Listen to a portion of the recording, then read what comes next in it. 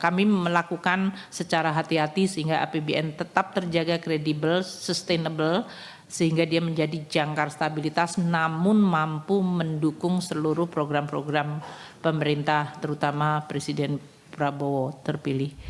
Sasaran pertumbuhan ekonomi daerah sangat penting karena sebenarnya pertumbuhan ekonomi bukan hanya di setiap pokok tempat tertentu, tapi pertumbuhan ekonomi yang merata di seluruh wilayah Indonesia.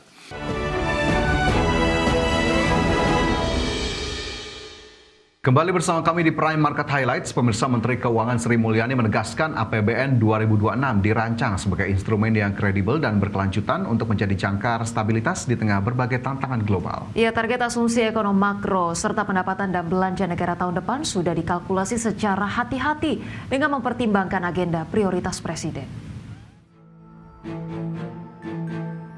Dalam rapat kerja dengan Komisi 11 DPR RI, Menteri Keuangan Sri Mulyani menegaskan APBN 2026 dirancang sebagai instrumen yang kredibel dan berkelanjutan untuk menjadi jangkar stabilitas di tengah berbagai tantangan global. APBN akan terus menjadi buffer penting saat Indonesia menghadapi gejolak global. Sri Mulyani memastikan target asumsi ekonomi makro serta pendapatan dan belanja negara tahun depan sudah dikalkulasi secara hati-hati dengan mempertimbangkan agenda prioritas Presiden. Sri Mulyani optimistis komponen APBN tahun depan dapat mendorong pertumbuhan ekonomi, mengurangi kemiskinan, dan melanjutkan pembangunan nasional. Kami melakukan secara hati-hati sehingga APBN tetap terjaga kredibel, sustainable, sehingga dia menjadi jangkar stabilitas namun mampu mendukung seluruh program-program pemerintah, terutama Presiden Prabowo terpilih. Sri Mulyani menekankan seluruh program prioritas Presiden sudah terakomodasi dalam APBN 2026 tanpa mengorbankan kredibilitas dan keberlanjutan fiskal. Hal ini menjawab kekhawatiran banyak pihak bahwa program-program besar akan membebani APBN. Jakarta, Tim Liputan, IDX Channel. Pemirsa, pemerintah menargetkan pertumbuhan ekonomi sebesar 5,4% dalam rancangan anggaran pendapatan dan belanja negara 2026. Angka pertumbuhan ekonomi tahun depan dipandang tidak hanya sebagai angka semata, tapi merupakan hasil dari kreativitas investasi serta kesiapan daerah dalam memanfaatkan peluang pembangunan. Menteri Perencanaan Pembangunan Nasional yang juga Kepala Bappenas, Rahmat Pambudi, menyebut untuk mencapai sasaran pertumbuhan ekonomi tersebut harus didukung pertumbuhan ekonomi yang merata di seluruh daerah. Menurut Rahmat Pambudi, arah pembangunan tahun 2026 yang menekankan agenda pemerataan pertumbuhan terutama di kawasan timur Indonesia menunjukkan ekonomi dari kawasan timur dapat terus ditingkatkan secara bertahap. Alokasi belanja baik di pusat maupun daerah juga harus difokuskan pada program-program prioritas nasional yang menunjuk pada capaian pembangunan. Dan sasaran pertumbuhan ekonomi daerah sangat penting karena sebenarnya pertumbuhan ekonomi bukan hanya di setiap pokok tempat tertentu, tapi pertumbuhan ekonomi yang merata di seluruh wilayah Indonesia. Sasaran pertumbuhan ekonomi berdasarkan wilayah tahun 2026 diarahkan untuk mendorong agenda pemerataan pembangunan. Hal ini tercermin dari sasaran pertumbuhan ekonomi kawasan timur Indonesia yang lebih tinggi dibandingkan kawasan barat Indonesia. Dengan pertumbuhan yang lebih tinggi, kontribusi perekonomian dapat ditingkatkan secara bertahap, khususnya untuk wilayah kawasan. Ketua Dewan Komisioner LPS Purbaya Yudi Sadewa menegaskan bahwa ekonomi Indonesia memiliki ketahanan yang kuat dalam menghadapi ketidakpastian global. Purbaya menjelaskan stabilitas perbankan menjadi elemen penting dalam menjaga ketahanan ekonomi. Purbaya optimistis target pertumbuhan ekonomi Indonesia sebesar 5,4% pada 2026 sangat realistis.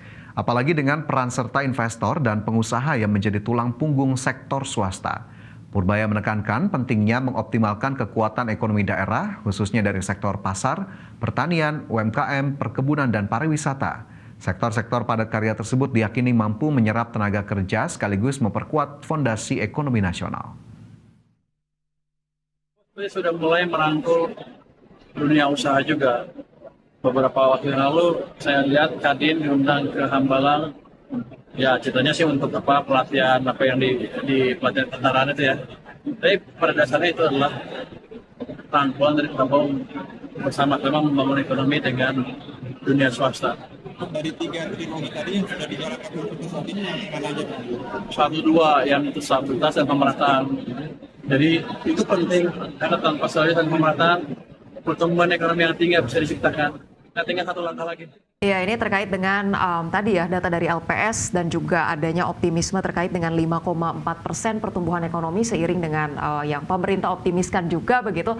Tapi terkait dengan tadi ya penyaluran kredit di perbankan sendiri ini rasanya kayaknya masih lebih banyak untuk konsumsi gitu ya daripada yang kemudian produktivitasnya untuk UMKM ataupun usaha-usaha yang kedepannya bisa mensejahterakan lebih banyak rakyat lagi begitu. Ya tentunya untuk meraih target pertumbuhan ekonomi di angka yang cukup tinggi tersebut harus ada berbagai upaya yang terus dilakukan untuk mengangkat performa ataupun kinerja dari seluruh sektor, terutama dari faktor-faktor pembentuk PDB agar kemudian ini targetnya bisa tercapai dan lagi-lagi kita harapkan juga pertumbuhan ekonomi yang diharapkan bisa mencapai level yang lebih tinggi jika memang sudah dirilis tidak kemudian mengundang kontroversi seperti kemarin ya di semester 1 2025 ataupun di kuartal 2 sehingga akhirnya pemerintah harus benar-benar bisa memberikan data secara jelas bagaimana kemudian dari sisi target dan juga pencapaian ataupun realisasinya.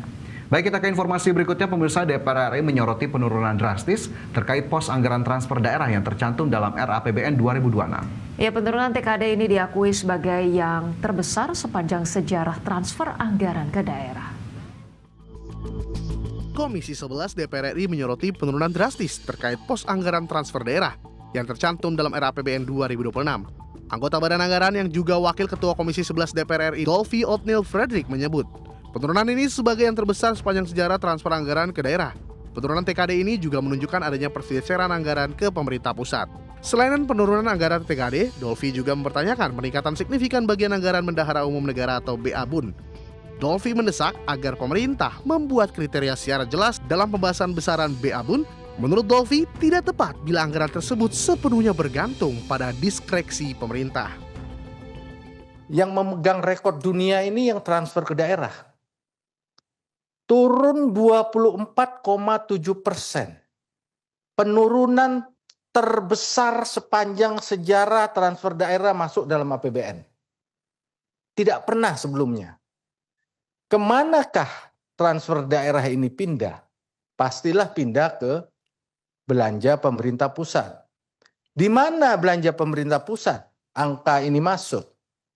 Sebagian besar masuk di BABUN lainnya. Berdasarkan dokumen RAPBN, transfer daerah tercatat turun sebesar Rp214 triliun atau 24,7% dari outlook APBN 2025 yang sebesar Rp864,1 triliun menjadi Rp650 triliun. Sementara bagian anggaran Bendahara Umum Negara tahun 2026 meningkat signifikan menjadi Rp525 triliun dari sebelumnya Rp358 triliun. Dari Jakarta, Tim Liputan IDX Channel. Pemirsa, kuota kredit usaha rakyat ditambah, pemerintah harapkan pertumbuhan UMKM ke depan. Ya, pemirsa jangan kemana-mana, informasi yang kami hadirkan usai jeda berikut ini.